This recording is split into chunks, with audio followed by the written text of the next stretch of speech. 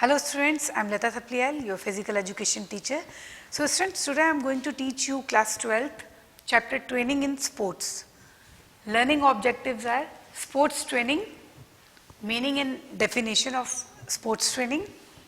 After that, strength, definition, types and method to improving the strength.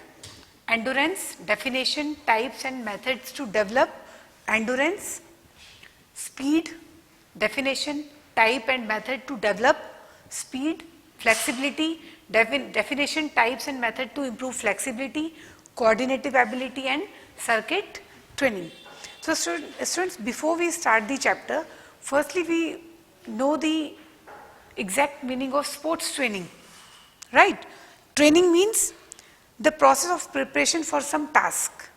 कोई भी वो process जो हम प्रिपेयर कर रहे हैं किसी भी पर्टिकुलर टास्क के लिए, पर्टिकुलर इवेंट के लिए, पर्टिकुलर कंपटीशन के लिए, that is the training. But exact definition of sports training is a pedagogical process based upon the scientific principles aiming at to prepare sports person for a sports competition or a tournament, right? Sports training क्या है? वो training जो हम proper planning के साथ करते हैं, proper systematic way में करते हैं, जिसमें हमारा एक एम होता है कि उस पर्टिकुलर एम को हमें अचीव करना है. 6 मंथ्स की भी हो सकती है वो ट्रेनिंग 1 ईयर की भी हो सकती है, वो ट्रेनिंग 1 मंथ की भी हो सकती है. बट ट्रेनिंग के भी स्टूडेंट्स कुछ प्रिंसिपल्स होते हैं, और if we really want to achieve that particular task, we have to concentrate on that particular training, right? So sports training is a pedagogical process. एक pedagogical process है जो कि systematic way में होता है, जिसमें स्पोर्ट्स पर्सन को तैयार किया जाता है एक कंपटीशन के लिए. इसके बाद हम पढ़ेंगे student strength. Strength is the ability of the muscle to overcome the resistance. Strength क्या है? जिसमें हम वो एबिलिटी हमारे मसल्स की, जो कोई भी हम रेसिस्टेंस को हम पुल करते हैं या पुश करते हैं, तो हमारी जो मसल की जो लेंथ है वो शॉर्ट और प्रॉपर वो स्ट्रेंथ होती है, राइट? तो this is the ability of the muscle to overcome the resistance is called a strength. Now will discuss about the types of strength. Strengths basically we have 3 types of strength. 2 types of strength, dynamic and static. But अगर हम dynamic strength की बात करें तो dynamic में भी हम further divide करते हैं स्ट्रेंथ को 3 पार्ट्स में. First is maximum strength, second is explosive strength, और थर्ड इज स्ट्रेंथ एंडोरेंस. तो स्टूडेंट्स, अगर हम डायनेमिक स्ट्रेंथ की बात करें तो डायनेमिक स्ट्रेंथ को हम आइसोटोनिक स्ट्रेंथ भी कहते हैं. आइसोटोनिक स्ट्रेंथ में ये होता है कि जब हम कोई भी मस्कुलर एक्टिविटी करते हैं तो उसमें हमारी जो मूवमेंट होती है वो क्लियर होती है. सपोज करो मैं ये डस्टर ले रही हूँ, डस्टर को मैंने उठाया और ये देखिए आप, मूवमेंट क्लियरली हो रही है इसमें. ये हमारी हो गई आइसोटोनिक स्ट्रेंथ. कोई भी हम पुलअप कर रहे हैं, कोई भी पुशअप कर रहे हैं, कोई भी वेट लिफ्टिंग एक्टिविटी कर रहे हैं, कोई भी हम मूवमेंट कर रहे हैं, कोई भी एक्सरसाइज कर रहे हैं, एरोबिक्स एक्सरसाइज कर रहे हैं, जिसमें हमारी सारी मसल्स, सारी बोन्स हमारी इन्वॉल्व है, दैट इज आइसोटोनिक स्ट्रेंथ, जो कि मूवमेंट विजिबल है, right? Because it is related to the movements. In pullups and pushups we require dynamic strength. अब डायनेमिक स्ट्रेंथ को हमने 3 पार्ट्स में डिवाइड किया है. First is maximum strength. Maximum strength is the ability to work against maximum resistance. हम अपनी limited time में, limited seconds में हम कोई भी strength को, कोई भी काम कर रहे हैं हम कम टाइम के लिए, लेकिन हम अपनी सारी की सारी strength हम उस particular work में दे रहे हैं. That is maximum strength. हमारी body में जितनी strength है, maximum जितनी हम strength लगा सकते हैं, वो हम कुछ इवेंट्स में ही लगाते हैं. जो जैसे कि आपका वेट लिफ्टिंग होगी. वेट लिफ्टर्स क्या करते हैं?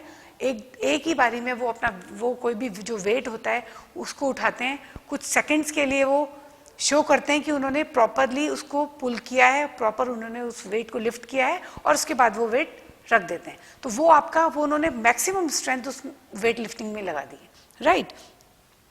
और जैसे हाई जंप हो गया हमारा, ट्रिपल जंप हो गया, जिसमें हम कुछ सेकंड्स के लिए अपनी मैक्सिमम स्ट्रेंथ लगाते हैं, that is maximum strength. Second है स्टूडेंट्स एक्सप्लोजिव स्ट्रेंथ। तो अगर हम एक्सप्लोजिव स्ट्रेंथ की बात करें तो explosive strength is a combination of strength and speedy movements, right. इसमें क्या है, जैसे आप स्प्रिंट कर रहे हो, हमें पता है कि हमें स्प्रिंट जो है वो कुछ सेकंड्स के लिए होती है, बट उसमें हमें स्पीड भी देनी है, और जब हम स्टार्ट करेंगे उसको अप्रोच रन जो हमें लेनी है वो हमें स्ट्रेंथ के साथ लेनी है, that is a explosive strength. Explosive strength can be defined as the ability to overcome resistance with high speed, right? Basically, it is the combination of speed and strength. Examples अगर हम बात करें तो short put हो गया, hammer throw हो गया, javelin throw, discus throw. आप देखते हो डिस्कस थ्रो में हम जो डिस्क होती है प्रॉपर हम उसको एक कोऑर्डिनेट करते हैं, न्यूरोमस्कुलर कोऑर्डिनेशन हमारा होता है, और न्यूरोमस्कुलर कोऑर्डिनेशन के साथ हम उसको स्पीड भी देते हैं और अपनी स्ट्रेंथ लगाते हैं कुछ सेकंड्स के लिए, जिसमें कि हमारा जो वो डिस्क होता है वो मैक्सिमम 45 डिग्री के एंगल में जाके वो मैक्सिमम डिस्टेंस कवर कर पाए। तो हमें उसमें स्पीड भी देखनी है और हमें उसमें स्ट्रेंथ भी देखनी है, दैट इज एक्सप्लोजिव स्ट्रेंथ। इसके बाद स्टूडेंट्स हम बात करें strength endurance. Strength means ability of the muscle and endurance means when a person do his physical activity under the condition of fatigue for a longer period of time. That is known as strength endurance. It is a combination of strength and endurance, right? Strength endurance can be defined as the ability to overcome resistance or to act against resistance under condition of fatigue. बिना थके हम कोई भी काम करते हैं उसको हम strength endurance कहते हैं. It can be form of static और dynamic. वो हम static भी ले सकते हैं और dynamic. Dynamic जो हमारा मूवमेंट्स के साथ होती है, स्टैटिक जो एक स्टैटिक पोजीशन में होती है जिसमें मूवमेंट विजिबल नहीं होती, राइट। तो इसमें स्टूडेंट्स हम बात करें स्ट्रेंथ एंडोरेंस की, तो एग्जाम्पल हम ले तो डिस्टेंस, लॉन्ग डिस्टेंस रेसेस जो होती हैं वो that is the good example of strength endurance, right, क्योंकि उसमें हमारी बॉडी को स्ट्रेंथ भी जरूरत है लॉन्ग रेसेस में, और एंडोरेंस लेवल भी हमारा बढ़ना चाहिए, क्योंकि जो लॉन्ग रेसेस होती है वो 30 मिनट से ज़्यादा होती है। तो अगर हम अपनी स्ट्रेंथ कुछ सेकंड्स के लिए बहुत जल्दी लगा देंगे तो हमारी जो बॉडी है वो प्रॉपर फंक्शनिंग नहीं कर पाएगी, वो हम बहुत जल्दी थक जाएंगे। तो हमें क्या करना है, स्ट्रेंथ एंडोरेंस में लॉन्ग रेसेस जो होती हैं वो उसमें हम अपनी जो स्ट्रेंथ होती है उसको भी प्रॉपर हम लेवल में रखते हैं, और जो एंडोरेंस लेवल है उसको भी हम बढ़ाने की कोशिश करते हैं। तो स्विमिंग हो गया, रोड साइकिल हो गया, पोल वॉल्ट हो गया, कॉम्पिटिटिव स्पोर्ट्स हो गया, that are the good examples of strength endurance. After that students will discuss about improving strength, methods to improving strength. कौन कौन से मेथड्स हमारे पास ऐसे हैं जो कि हम जिनसे अपनी जो स्ट्रेंथ है उसको हम बढ़ा पाएँ। First is isometric exercises. Isometric exercises वो होती है जो विजिबल नहीं होती, which are not visible, isometric, right. और आइसोटोनिक कौन सी होती है, जो विजिबल, जो मूवमेंट जो है वो क्लियर विजिबल होते हैं। Isometric exercises are those exercises which are not visible, in fact there are no direct movement, इसमें डायरेक्ट मूवमेंट नहीं होती। सपोज करो अगर आप कोई भी वॉल आप पुल कर रहे हो तो उसमें आपको क्या होगी, आपकी जो लेंथ है, मसल की लेंथ है, वो हमारी शो नहीं हो रही है, क्योंकि हम कितनी फोर्स, हम अमाउंट ऑफ फोर्स कितना लग रहा है वो शो नहीं हो रहा है, क्योंकि जो वॉल है वो अपनी जगह में स्थित है, स्टैटिक है, वो आगे नहीं बढ़ रही, तो हमें अपनी फोर्स का भी पता नहीं चलेगा। That is isometric exercises, right, जिसमें मूवमेंट विजिबल नहीं होती बट हम अपनी स्ट्रेंथ लगा रहे हैं, दैट इज आइसोमेट्रिक एक्सरसाइजेज। वो ऑब्जर्व नहीं की जा सकती, they cannot be observed. In these exercises work is performed but it is not seen directly. काम हो रहा है, हमारी फोर्स लग रही है बट वो डायरेक्टली सीन नहीं हो रहा है। In this exercises muscles are stretched more than the other group of muscles. When these exercises are done, muscle do not change their length. हमारी जो मसल है उसकी जो लेंथ है वो चेंज नहीं होती है, राइट। तो ये मेथड है हमारी जो स्ट्रेंथ को इम्प्रूव करने का। सेकेंड मेथड है students isotonic exercises. Isotonic exercises are those exercises in which we can see directly, right. Isotonic exercises tone up the muscles. इसमें क्या होता है, हमारी जो मसल्स हैं वो टोन होती है, मसल्स हमारी कॉन्ट्रैक्ट करती है, शॉर्ट होती है, लेंथ हमारी बढ़ती है, ये हमारी, और जो मूवमेंट्स होती है वो प्रॉपर विजिबल होती है. That is isotonic exercises. After that, isokinetic exercise. Isokinetic exercises is the combination of isometric exercises and isotonic exercises. But जो isokinetic exercises होती है स्टूडेंट्स, ये बहुत ही डिफरेंट टाइप की एक्सरसाइजेज होती है और स्पेसिफिक टाइप्स ऑफ मसल्स के लिए ही ये एक्सरसाइजेज की जाती है. तो स्टूडेंट्स ये थे हमारे मेथड्स, किस तरह से हम अपनी जो स्ट्रेंथ है उसको इंक्रीज कर सकते हैं, right. After that, we'll discuss about endurance, definition, types and methods to develop endurance. Endurance सबसे पहले हम ये जानेंगे कि exactly endurance क्या होता है, उसके बाद definition, उसके types और कौन कौन से methods हमारे पास ऐसे हैं जिसमें हम endurance को बढ़ा पाएं. Now students, we'll talk about the endurance. Right, endurance is the ability to sustain an activity for a longer period of time under the condition of fatigue. When a person do his physical work or physical activity for a longer period of time under the condition of fatigue, that is known as endurance. Students, अगर हम endurance की बात करें, कोई भी person, कोई भी sports person, अगर लंबे टाइम के लिए हम कोई भी काम करते हैं, लंबे टाइम के लिए हम रेसेस कर रहे हैं, लंबे टाइम के लिए हम कोई भी वर्क कर रहे हैं, राइट, जिसमें हम टाइम ड्यूरेशन को ज़्यादा ले रहे हैं और बिना थके हम काम कर रहे हैं, उसको हम एंडोरेंस कहते हैं. तो हम जो एंडोरेंस है स्टूडेंट्स, वो हम कैसे मेजर करेंगे, नंबर ऑफ रिपीटेशन को बढ़ा के. सपोज करो आज आप सिटअप्स कर रहे हो, आपने 10 सिटअप्स किए हैं, आज 7 डेज तक आप 10 सिटअप्स कर रहे हो. आफ्टर दैट आपने जो सिटअप्स के नंबर ऑफ रिपीटेशन है उनको बढ़ा दिया और कंटिन्यू आप कर रहे हो, तो इसका मतलब जो आपका एंडोरेंस लेवल है वो भी इंक्रीज हो रहा है day by day, right. Now we'll talk about types of endurance. Students, basically there are 2 types of endurance. First is according to the nature of activity and second is according to the duration of the activity. कोई भी activity हम कर रहे हैं जिसमें हम जो endurance है वो हम चेक कर रहे हैं कि activity के according हो. Activity like कोई भी sports events, कोई भी हम particular sports खेल रहे हैं, गेम खेल रहे हैं, उसके according हम endurance को लेंगे. और जो ड्यूरेशन है पर्टिकुलर जो गेम खेल रहे हैं उसकी ड्यूरेशन के अकॉर्डिंग हम सेकंड टाइप्स ऑफ एंडोरेंस को पढ़ेंगे. तो स्टूडेंट्स सबसे पहले हम बात करते हैं टाइप्स ऑफ एंडोरेंस में. First is basic endurance. Types of endurance according to the nature of activity there are basically 3 types of endurance. First is basic endurance. Basic endurance is also called aerobic endurance, right. इसमें क्या होता है, because it is depends mainly on aerobic endurance. In fact, basic endurance is the ability to perform movement in which large number of body muscles are involved. इसमें जो basic endurance होता है वो हम general endurance भी बोलते हैं, general warming up exercises वगैरह भी बोलते हैं, जिसमें हमारी जो large muscles of group है वो involve होती है, जिसमें हमारी सारी की सारी जो muscles होती हैं वो involve होती है किसी भी particular exercise के लिए, right. ये कम से कम हम इसकी मॉडरेट स्पीड रखेंगे और ये 30 मिनट्स कम से कम हमारा बेसिक एंडोरेंस होना चाहिए, जिसमें हम वॉकिंग कर सकते हैं, स्लो रनिंग कर सकते हैं, स्विमिंग कर सकते हैं मॉडरेट स्पीड में. इसके बाद है students general endurance. General endurance में क्या होता है, general endurance is the ability to resist fatigue satisfactory caused by different type of activity.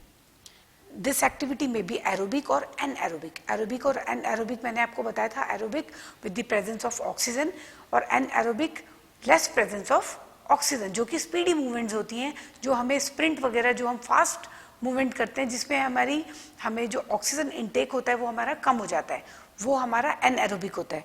तो जो जनरल एंडोरेंस स्टूडेंट, इसमें हम एरोबिक्स और एनएरोबिक्स दोनों टाइप्स की एक्टिविटीज करते हैं, that is known as general endurance. ये हम किसी भी ये जो हम जनरल एंडोरेंस करते हैं, ये किसी भी कोई भी गेम के लिए हम अपनी बॉडी को प्रिपेयर कर रहे होते हैं, राइट.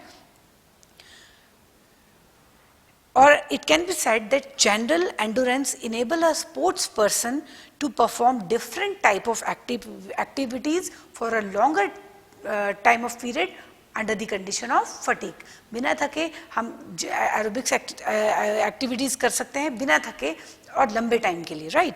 इसके बाद है student specific endurance. Specific endurance is the ability to resist fatigue caused by specific और पर्टिकुलर स्पोर्ट्स एक्टिविटी।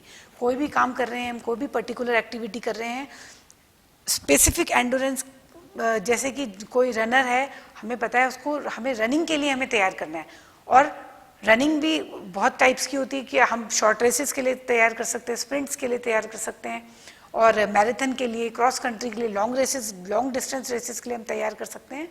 तो हमें उस पर्टिकुलर इवेंट के हिसाब से स्पेसिफिक एंडोरेंस की ट्रेनिंग उसे देनी है, राइट। इसके बाद students types of endurance according to the duration of activity. अब हम देखेंगे जो एक्टिविटी है पर्टिकुलर, उसकी ड्यूरेशन क्या है, उसके अकॉर्डिंग हम प्लानिंग करेंगे, right.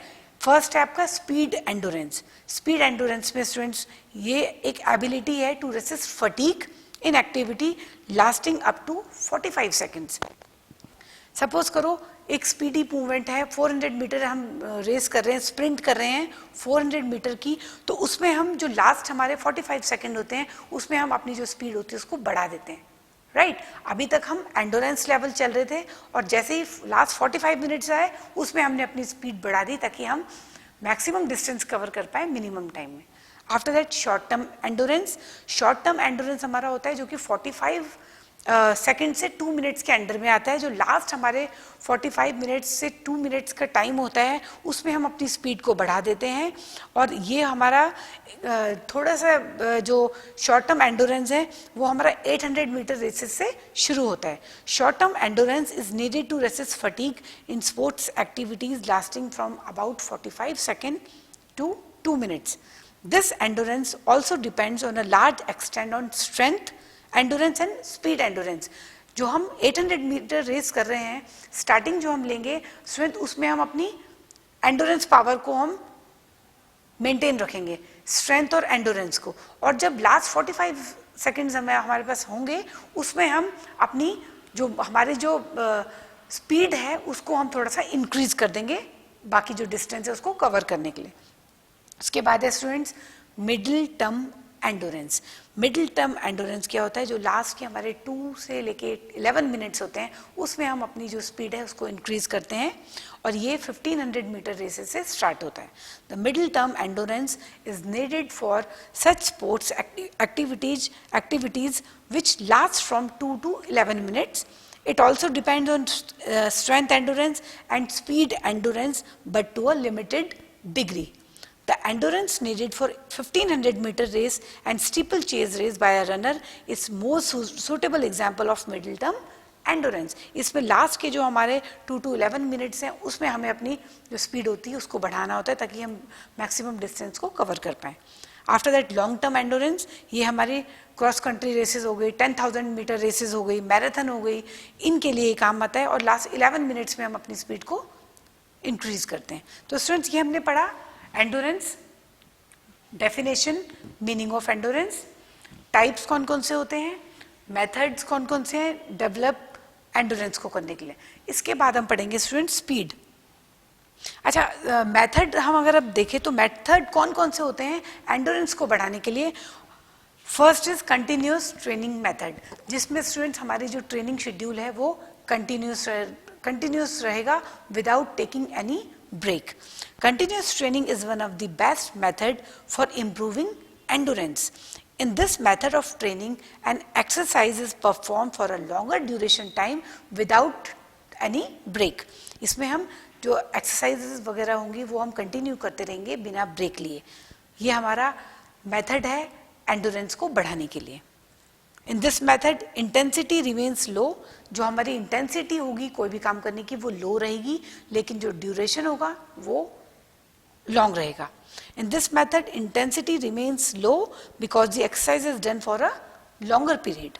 Cross country race is the best example of continuous training method, हमारी जो इंटेंसिटी लेवल है वो सेम रहेगी, वो बहुत ज़्यादा हम बढ़ाएंगे नहीं, क्योंकि अगर हम इंटेंसिटी लेवल को बहुत ज़्यादा बढ़ा देंगे स्टूडेंट्स तो क्या होगा, हम बहुत जल्दी थक जाएंगे और हमें फटीग की प्रॉब्लम शुरू हो जाएगी और हम जो डिस्टेंस होगा उसको हम कवर नहीं कर पाएंगे। तो हमें क्या करना है, इसमें हमें इंटेंसिटी अपनी नॉर्मल रखनी है, क्योंकि हमें लॉन्गर पीरियड ऑफ टाइम के लिए हमें अपने आप को आगे फर्दर रनिंग करनी है, राइट। इसके बाद है इसमें स्टूडेंट्स हमें ये देखना है कि 140 टू 160 जो बीट्स होती है, हार्ट बीट, वो पर मिनट 140 टू 160 ही रहे हमारा, राइट। इसके बाद है स्टूडेंट्स इंटरवल ट्रेनिंग मेथड। ये इंटरवल ट्रेनिंग मेथड अपने आप में ही ये क्लियर वर्ड है, जिसमें जो ट्रेनिंग मेथड होगा उसे हमें इंटरवल देते हुए कंप्लीट करना है, जिसमें in this training method through and if you run your heartbeat at a faster rate, right, when an athlete runs at the speed of 80%, his pulse rate will be 150 to 180. In the rest, the pulse rate should come down 120 to 140. इसमें हमें क्या करना है student, जो हमारी heart beat होगी वो भी हमें नॉर्मल रखनी है, और जब ट्रेनिंग लेंगे हम तो रेस्ट एंड रिकवरी मेथड भी यूज करना है। स्पीडी मूवमेंट के बाद हमें इंटरवल लेना है, रेस्ट करना है, उसके बाद जैसे ही हमारी हार्ट बीट नॉर्मल आ जाती है, हमारी हार्ट बीट 120 टू 140 हो जाती है, उसके बाद दोबारा हमें स्पीडी मूवमेंट करना है। मतलब इसमें हमें इंटरवल ट्रेनिंग मेथड यूज करना है। After that, fartlek training method. Fartlek training method is a combination of internal training method and continuous training method, right? Fartlek training method में ये होता है स्टूडेंट्स, इसको हम स्वीडिश लैंग्वेज में बोलते हैं speed play.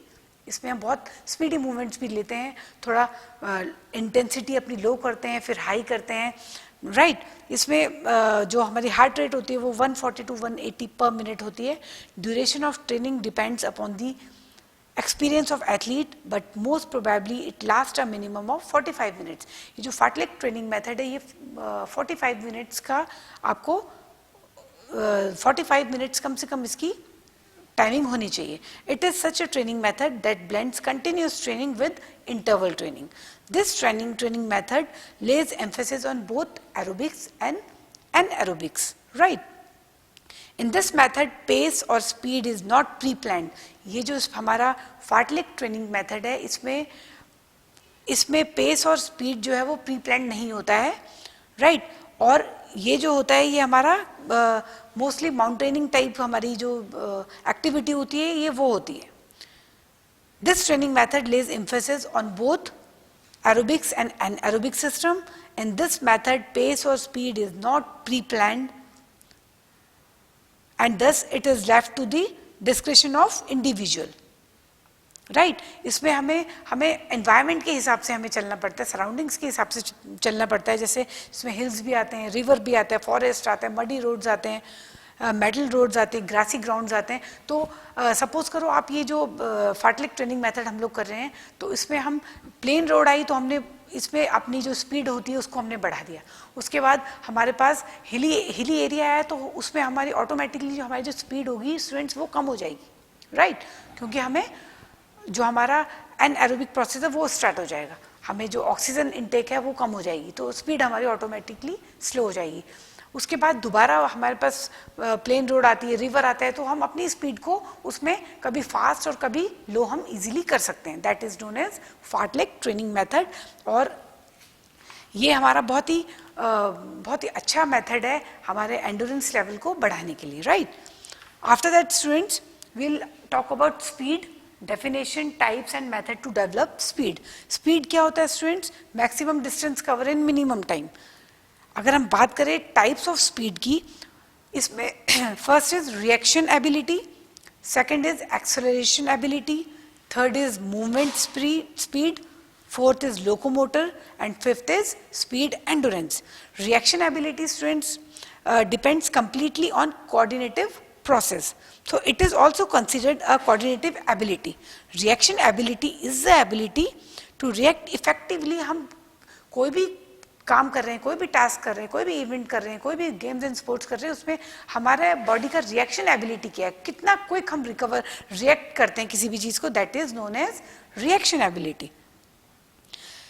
Basically, there are two types of reaction ability. First is simple and second is complex. Simple में स्टूडेंट्स हमें पता होता है कि हमें ऑलरेडी डिटरमाइन होता है कि हमें, जैसे हम कोई भी हम स्प्रिंट रेस स्टार्ट कर रहे हैं, हम ऑलरेडी हम अपनी पोजीशन में रहेंगे, हमें पता है कि जैसे ही स्टार्ट होगा हमें तुरंत अपने आप को एक्सलरेट करना है, right. That is simple reaction ability.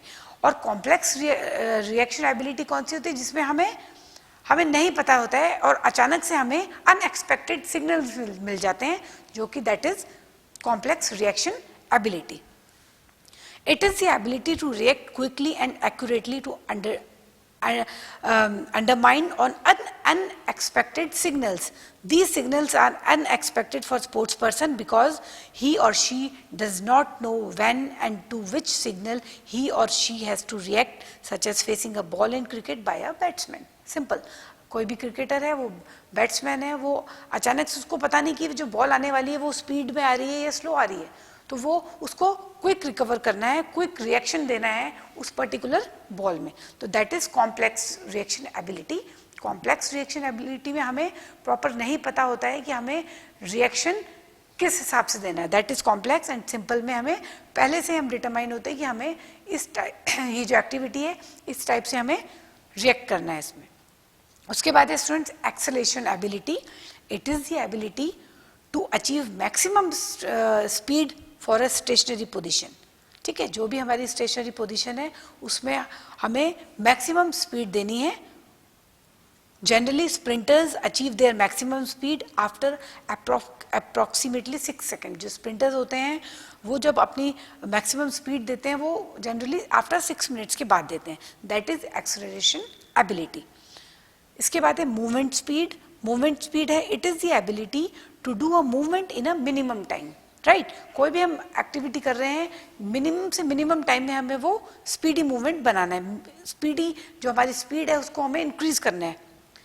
It depends upon techniques. ये टेक्निक्स में भी डिपेंड करता है, एक्सप्लोजिव स्ट्रेंथ में भी करता है, फ्लेक्सिबिलिटी में करता है, कोऑर्डिनेटिव एबिलिटीज में करता है, right. After that locomotor ability. It is the ability to maintain maximum speed for a maximum time or distance.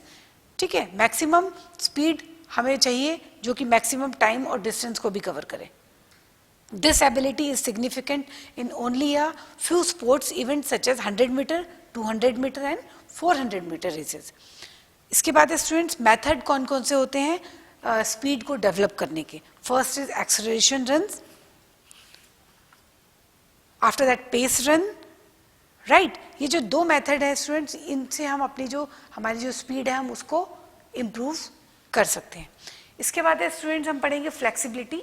Definition, types and method to improve flexibility. Flexibility is a range of movement of joint. It means the range of motion available in a joint. हमारे जो हमारे joints में maximum range of motion है, right, उसको हम किस हिसाब से मूव कर सकते हैं, that is known as flexibility. It is affected by muscle length, joint structure, tendons, ligaments, cartilage and so many other factors, right. तो स्टूडेंट्स टाइप्स ऑफ फ्लेक्सिबिलिटी की हम बात करें तो फर्स्ट है पैसिव और सेकंड है एक्टिव. पैसिव क्या होती है स्टूडेंट्स? पैसिव एक्टिव जो फ्लेक्सिबिलिटी है, the ability to do movement with greater distance with external help. कोई भी हम काम कर रहे हैं, कोई भी स्ट्रेचिंग एक्सरसाइज कर रहे हैं, कोई भी हम इवेंट कर रहे हैं, कोई भी स्पोर्ट्स गेम्स खेल रहे हैं जिसमें हम एक्सटर्नल हेल्प ले रहे हैं, that is known as passive flexibility. और कुछ एक्टिविटीज ऐसी होती है जिसमें हम अपने आप ही without taking any help, without taking any external help, हम खुद ही अपने आप वो स्ट्रेचिंग एक्सरसाइज कर लेते हैं, that is known as active flexibility, right. Methods कौन कौन से हैं देखिए फ्लेक्सिबिलिटी को इम्प्रूव करने के. First is ballistic method, second is static stretching method, third is dynamic stretching method, neuromuscular facilitated techniques, right. तो बैलिस्टिक मेथड में स्टूडेंट्स हम क्या करते हैं, कोई भी हम एक्टिविटी कर रहे हैं, कोई भी एरोबिक्स एक्टिविटी कर रहे हैं, जिम्नास्टिक कर रहे हैं फ्लेक्सिबिलिटी को बढ़ाने के लिए, तो उसमें हम रिदम के साथ करेंगे, that is known as ballistic method. the related joint is stretched with the swing. The stretching exercise can be performed rhythmically with a count. Count के साथ हम number of repetition के साथ हम एक्टिविटी करेंगे. स्टैटिक में क्या है, जो हमारी स्ट्रेच की पोजीशन होगी उसको हम कुछ टाइम तक स्टैटिक पोजीशन में रखेंगे, होल्ड करके रखेंगे few seconds, 10 to 20 seconds, right? That is static stretching method. इसके बाद है डायनेमिक स्ट्रेचिंग मेथड. डायनेमिक में क्या है स्टूडेंट्स, हम जो dynamic stretching consist of control leg and arm swing that take you gently on the, हम इसमें स्टैटिक पोजीशन नहीं रखेंगे, अपनी बॉडी को हम मोशन मूवमेंट्स के साथ साथ हम इस जो फ्लेक्सिबिलिटी का जो मेथड है उसको इम्प्रूव करेंगे. After that neuromuscular technique. Neuromuscular technique बहुत ज़रूरी है students in the field of physical education and sports. This technique or method is used by advanced sports person for gaining flexibility. Right? तो इसमें क्या है, न्यूरोमस्कुलर प्रॉपर कोऑर्डिनेशन के साथ अगर हम फ्लेक्सिबिलिटी लेवल को बढ़ाने के लिए हम करेंगे तो ये बहुत एक अच्छा मेथड है फ्लेक्सिबिलिटी लेवल को इम्प्रूव करने के लिए. After that students will talk about coordinative abilities and circuit training. तो स्टूडेंट्स कोऑर्डिनेटिव एबिलिटीज जो कि हमारी स्ट्रेंथ होगी, फ्लेक्सिबिलिटी होगी और एंडोरेंस हो गया, ट्रेनिंग हो गई, स्पीड हो गई, इनको जब हम कंबाइन कर लेते हैं तो इन सबको हम कोऑर्डिनेटिव एबिलिटी कहते हैं, और जो कि सीधा जिसका डायरेक्शन है हमारे न्यूरोमस्कुलर कोऑर्डिनेशन से. Right? After that circuit training. Student जो सर्किट ट्रेनिंग है, ये circuit training is the training method in which certain exercises of various kinds are performed. इनमें बहुत सारी एक्सरसाइजेज होती हैं जो कि एक ही प्लेटफॉर्म में परफॉर्म की जाती है, that is known as circuit training. अब अगर स्टूडेंट्स हम सर्किट ट्रेनिंग की बात करें तो basically types of circuit training में फर्स्ट है आपका टाइम सर्किट ट्रेनिंग, सेकेंड है कॉम्पिटिशन सर्किट ट्रेनिंग, थर्ड है repetition circuit training and fourth है स्पोर्ट्स स्पेसिफिक और रनिंग सर्किट ट्रेनिंग. फर्स्ट है आपका टाइम सर्किट ट्रेनिंग. इसमें क्या होता है, in this type of training the duration of rest and workout remain fix.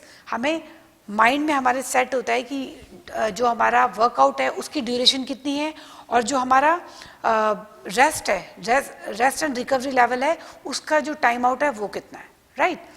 For example each exercise is done for at least 30 seconds and after that a rest period of 30 seconds is given to the training. 30 second की हम exercise करवाते हैं और 30 second का हम recovery time देते हैं, rest करने का टाइम देते हैं, that is time circuit training. After that competition circuit training. Competition में क्या है, this type of training is approximately the same as time circuit training, but in this training emphasis is on the number of repetition. ये इस training में हम क्या ध्यान रखते हैं, नंबर ऑफ रेपिटेशन को ध्यान में रखते हुए हम ट्रेनिंग करते हैं. Number of repetition you make in 30 seconds. For examples, if you do normally 12 sit-ups in 30 seconds, then from the competition point of view, अगर आपको पता है कि कोई competition होने वाला है और आप 30 seconds में आपको 12 sit-ups करते हो आप, बट आपको पता है कि आपको competition में पार्ट लेना है, तो आप जो 12 sit-ups है उसका जो number of repetition है उसका आप बढ़ा देंगे. That is known as competition circuit training.